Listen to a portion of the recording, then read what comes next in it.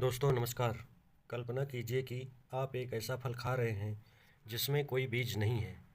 ना कोई बीज निकालने का झंझट, ना ही स्वाद में कोई कमी, बस शुद्ध मीठी व रसदार अनुभव।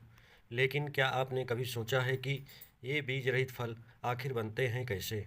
जब प्रकृति का एक मूल नियम कहता है कि फल बनने के लिए निषेचन अर्थात फर्टिलाइजेशन जरूरी है, तो फिर बिना निषेचन के फल कैसे बन जाते हैं? यहीं से शुरू होता है विज्ञान का एक दिलचस्प अध्याय, पार्थिनोकार्पी अर्थात अनिषेक फलन। एक ऐसी अद्भुत जैविक प्रक्रिया जिसमें फल बिना निषेचन के ही विकसित हो जाते हैं और बन जाता है पूरी तरीके से सीडलेस फ्रूट। यह सिर्फ प्रकृति का चमत्कार नहीं, बल्कि आधुनिक कृषि की एक बड़ी ताकत भी है, जो दुनिया भर में किसानों द्वारा हार्मोन के मदद से ऐसे फल का उत्पादन किया जा रहा है जो स्वाद में बेहतर, दिखने में आकर्षक और बाज़ार में अधिक पसंद किए जा रहे हैं। और ये फल आकर्षक होने के साथ साथ अच्छी उपज भी तैयार किए जा रहे हैं। तो आइए जानते हैं पार्थिनोकार्पी के बारे में। पार्थिनोकार्पी क्या है, इसकी परिभाषा, इसके प्रकार, उदाहरण, हार्मोन की भूमिका, कृषि में महत्व, एनसीईआरटी के आधार पर इसका महत्व और बनने वाले एग्ज़ाम क्वेश्चन के बारे में। पार्थिनोकार्पी एक ऐसी प्रक्रिया है जिसमें फल का निर्माण बिना फर्टिलाइजेशन के होता है। सामान्य फल बनने के लिए पॉलन ग्रेन स्टिग्मा पर गिरता है और फिर फर्टिलाइजेशन होता है। उसके बाद ओवरी अर्थात अंडाशय फल में बदल जाती है। लेकिन कुछ पौधों में बिना फर्टिलाइजेशन के ओवरी फल में बदल जाती है। इस प्रक्रिया को कहते हैं पार्थिनोकार्पी अर्थात development of fruit without fertilization is called parthenocarpy. Parthenocarpy दो शब्दों से मिलकर बना है।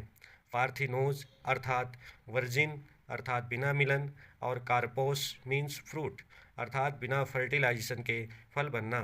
सामान्य फल का निर्माण फर्टिलाइजेशन के पश्चात पूरा अंडाशय फल में बदल जाता है। आवृतबीजी पौधों का मुख्य जनन भाग पुष्प होता है। पौधे परिपक्व होकर के पुष्प बनाते हैं। फ्लावर में नर जनन भाग उमंग या एंड्रोसियम व मादा जनन भाग जायांग गाइनोसियम बनता है। एंड्रोसियम पुष्प का नर भाग होता है जिसकी इकाई स्टेमेन या पुंकेसर होती है और जिसके परागकोश के अंदर परागकण अर्थात माइक्रोस्पोर का निर्माण होता है।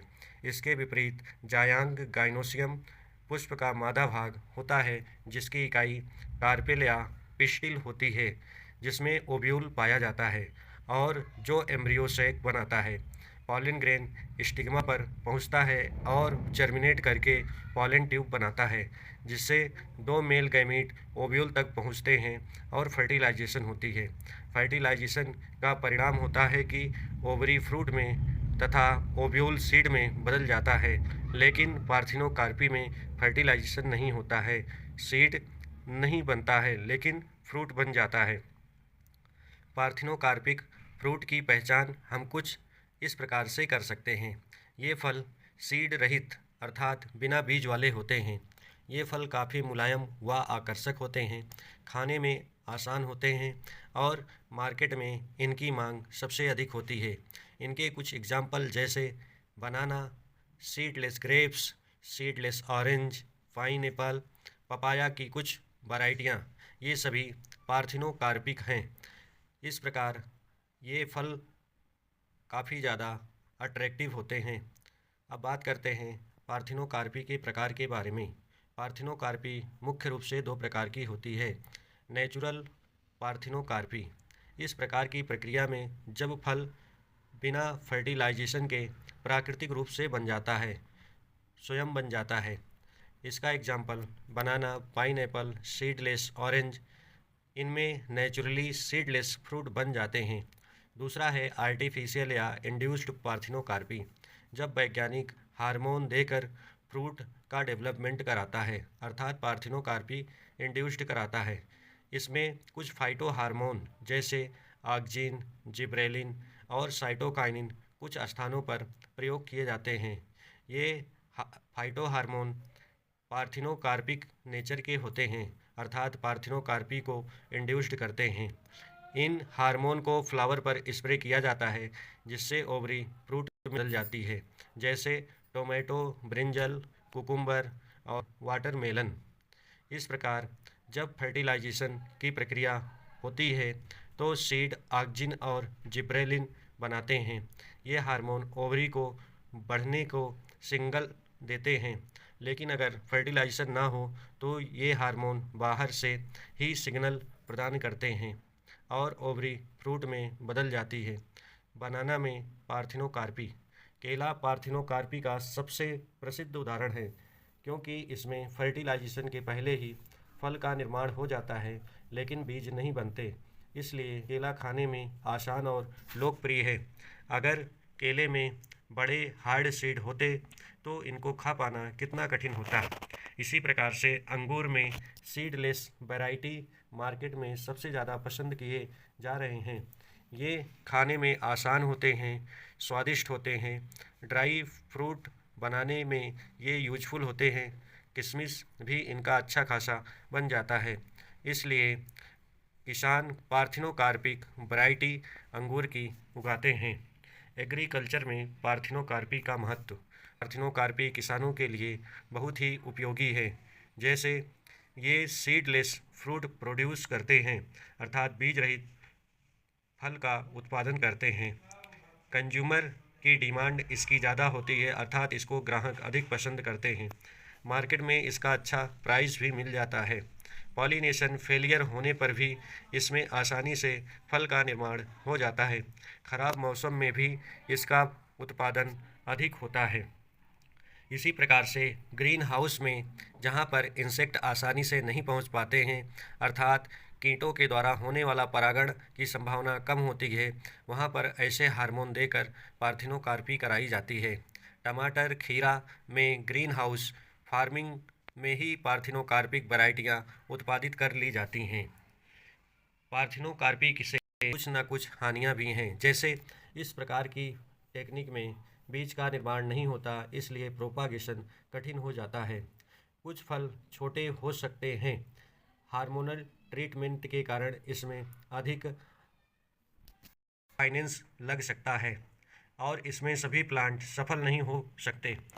एनसीईआरटी के अनुसार parthenocarpy can be induced through the application of growth hormone and such fruit are seedless. यह लाइन एग्ज़ाम में बहुत इम्पॉर्टेंट है। अब आइए जानते हैं पार्थिनोकार्पी और पार्थिनोजेनेसिस में अंतर। तो इन टॉपिक को लेकर स्टूडेंट काफ़ी कंफ्यूज होते हैं। पार्थिनोकार्पी का अर्थ होता है फ्रूट विदाउट फर्टिलाइजेशन, अर्थात निषेचन के बिना फल का निर्माण, जबकि पार्थिनोजेनेसिस में एम्ब्रियो डेवलपमेंट विदाउट फर्टिलाइजेशन, अर्थात बिना फर्टिलाइजेशन के एम्ब्रियो का विकास हो जाना। दोनों कॉन्सेप्ट्स अलग हैं। और पार्थिनोकार्पी एपोमिक्सिस से भी अलग है। जैसे पार्थिनोकार्पी में फ्रूट बनता है बिना फर्टिलाइजेशन के, जबकि एपोमिक्सिस में सीड का निर्माण होता है बिना फर्टिलाइजेशन के। यही इनमें मुख्य डिफरेंस हैं। Important example for exam. Parthenocarpy के कुछ बेस्ट एग्जाम्पल जैसे bananas, grapes, pineapple, orange, tomato आदि में इंड्यूस्ड पार्थिनोकार्पी कराई जाती है तथा कुछ में नेचुरल भी हो जाती है। देखते हैं पार्थिनोकार्पी से बनने वाले कुछ 1 नंबर के प्रश्न। What is parthenocarpy? तो parthenocarpy fruit development without fertilization. इसका एग्जाम्पल बनाना, ग्रेप्स आदि हैं। Which hormone induced parthenocarpy? तो फाइटो हार्मोन ऑक्जिन जिब्रेलिन ये पार्थिनोकार्पी को इंड्यूस्ड करते हैं। इसी प्रकार से जब आप केला को खाते हैं और सीड नहीं मिलता, जब आप अंगूर को खाते हैं तो सीड नहीं होता, तो समझ जाइए यह फल पार्थिनोकार्पी का कमाल है। अभ्यास के लिए कुछ प्रश्न इस प्रकार हैं। पार्थिनोकार्पी क्या है? बिना फर्टिलाइजेशन फल का बनना प्रक्रिया क्या कहलाती है? नेचुरल और आर्टिफिशियल टाइप ऑफ पार्थिनोकार्पी और इनके एग्जाम्पल्स बनाना, ग्रेप्स आदि। और एग्रीकल्चर में महत्व। धन्यवाद।